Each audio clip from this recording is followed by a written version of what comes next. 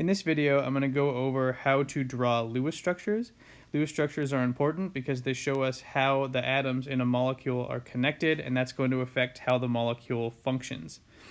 So we'll draw Lewis structures by following these steps listed here. The first step is to count the valence electrons in the molecule that you're trying to describe. Valence electrons are the electrons that are in the unfilled orbitals. So, for example, if we look at the periodic table, I've shown the first two rows here. We can count the number of valence electrons, and that's listed up here. So hydrogen, for example, has 1 valence electron, whereas nitrogen has 5. So if we were to look at a molecule, say the molecule we're trying to draw the Lewis structure of is water, we can count the number of valence electrons. So water contains 1 oxygen and 2 hydrogen, so that means it has 6 plus 2 times 1 valence electrons for a total of 8 valence electrons. The next step is to identify the central atom.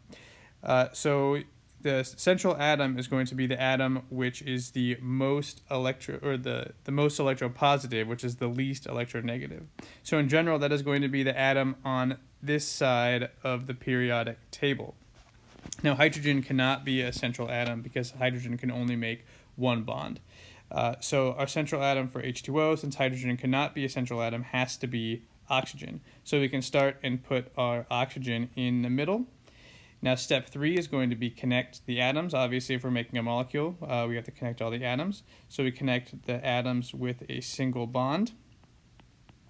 Now, the next step is to assign the remaining valence electrons. So each bond here contains 2 electrons. So our 2 bonds in H2O have already taken up 4 electrons.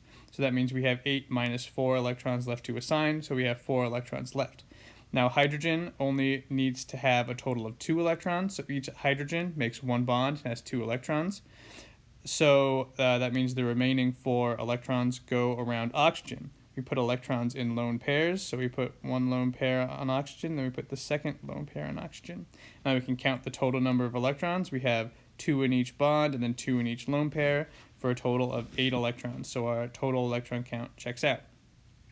Now at this point, everything is satisfied. Oxygen has its 8 electrons, and each hydrogen has 2.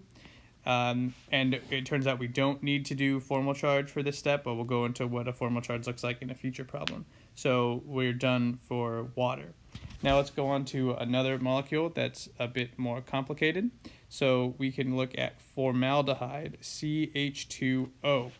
So to do this molecule, the first step is going to be count the valence electrons. So like before, we can say we have carbon, which is 4, we have hydrogen, which is 1, and we have 2 hydrogens, and then we have 6 from oxygen. So we add those together, and we end up with 12 valence electrons.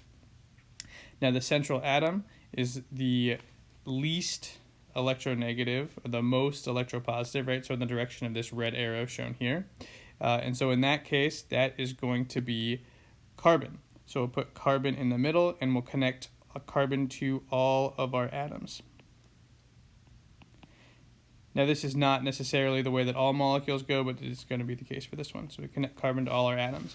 Now we need to assign the extra electrons. So we have 3 bonds, so we have 6 electrons assigned in bonds, and we're going to assign the remainder of the electrons. Now we're going to do that starting with the exterior atom. So again, hydrogen doesn't need any more electrons, so we're going to start with oxygen.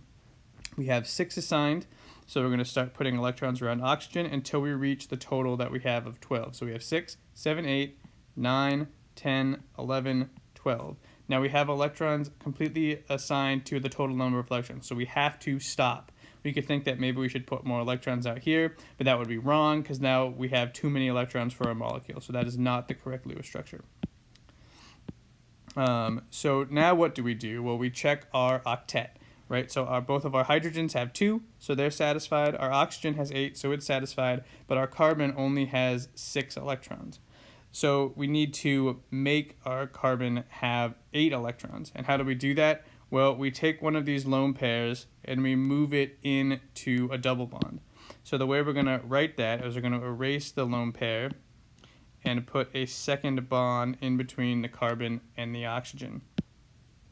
And now this is the complete Lewis structure for our formaldehyde, our CH2O.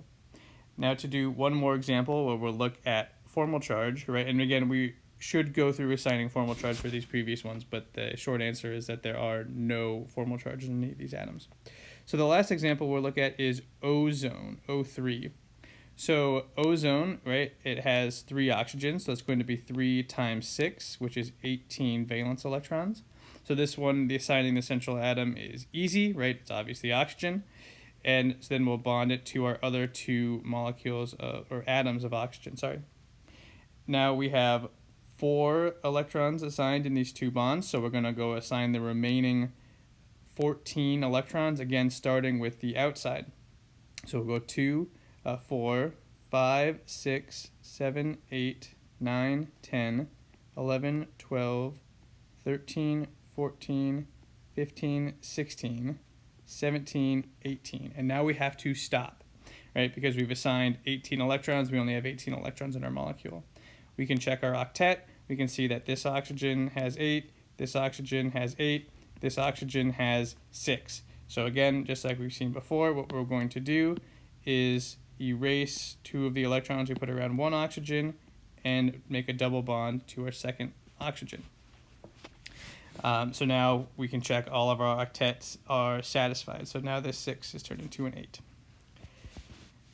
The last step is to assign formal charge. So formal charge tells us when an atom has more or less electrons than a typical atom would. So for example, if we look at our oxygen here, we notice that oxygen has 6 valence electrons. So anytime oxygen is in a molecule with more or less electrons around it than 6, we need to give it a formal charge. If we go back and look at our water, each bond here, when we're talking about assigning formal charges, only counts as 1 electron. So our oxygen has 2, 4, 5, 6, and it does not need a formal charge. And the same goes for the oxygen in our formaldehyde. It has 2 from the double bond and then 3, 4, 5, 6 from the lone pairs. Now that's not going to be the case for all of our oxygens down here. If we look at the oxygen on the right, we can see that it has 2, 4, 3, 4, 5, 6. So it does not need a formal charge. Whereas the oxygen in the middle here has 1, 2, 3, 4, 5. Right? So this oxygen has 1 fewer electron than it normally has. And so if it has a fewer electrons, right, the formal charge that this oxygen needs is positive. So we write a little plus next to the atom that has the formal charge of positive, right? And again, it has 1 less electron. Electrons are negatively charged, so therefore the atom is more positively charged. And this oxygen on the left here, right, it has 1, 2, 3, 4, 5, 6, 7. It has 1 more electron than normal, and so it has a minus charge. Now you can do this and you can count electrons in this way, but I've noticed that students tend to get confused based on counting bonds as 2 electrons for a total number of electrons and 1 electron when talking about formal charge. So the best way I think to do it is look at how many bonds these atoms typically make, right? So for example, oxygen has 6 valence electrons, right? And we know oxygen is going to try to fill its octet. It wants to get 2 more electrons. The best way for oxygen to get 2 more electrons is to make 2 bonds, right? And we can do the same thing for these other atoms, right? So fluorine, in order to get 1 more electron, needs to make 1 bond, nitrogen 3, carbon 4. So if we look at any of these atoms, we can tell its formal charge based on the number of bonds it's making. So for example, if carbon is making 4 bonds, then it has no formal charge. And when it's making less than 4 bonds, it starts to have a negative formal charge. So for example, our carbon here has 4 bonds and has no formal charge. But if we were to draw carbon monoxide, right, this carbon only has 3 bonds, therefore it has a minus formal charge. Now nitrogen, again, nitrogen wants to make 3 bonds in order to get to its full octet. Right, so if we were to have nitrogen in ammonia, right, then it has 3 bonds and 5 electrons, so it would have no formal charge. But if we were to replace one of these hydrogens with a lone pair, then it would have 1 too many electrons, and now this nitrogen would need a negative. However, if we were to instead replace both of these lone pairs with hydrogens. Now it has one more bond than it normally does, one less electron, and it gets a plus formal charge. So hopefully this video helps you to figure out how to draw Lewis structures and the best strategy for going around doing that. Now, the best way to actually learn Lewis structures is to do lots of examples, and there's some examples of Lewis structures to go through, provided for you on Blackboard, and please come by my office and talk about this. Lewis structure, if you need help, Lewis structures will be central to your success in the remainder of the course.